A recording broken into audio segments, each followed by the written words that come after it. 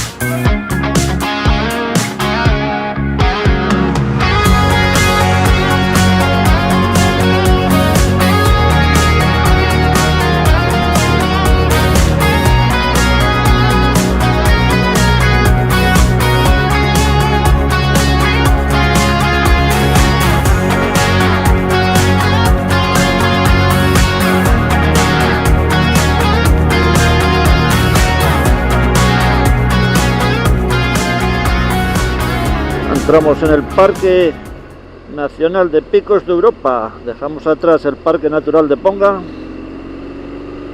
y pasamos al de Picos de Europa. Y en breve pues empezaremos ya a ascender el puerto del Pontón.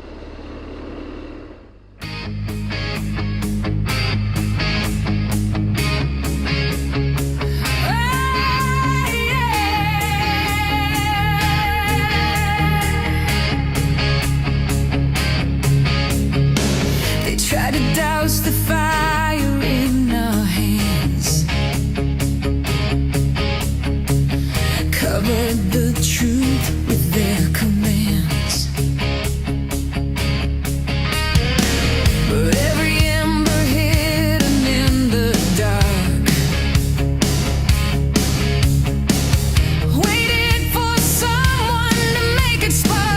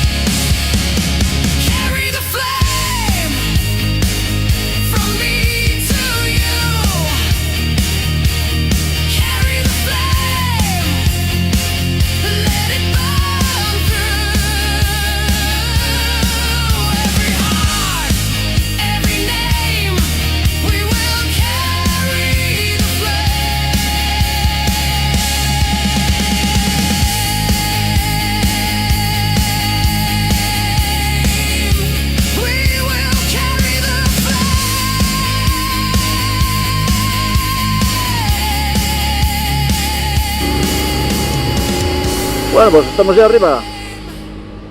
Puerto del Pontón, 1280 metros.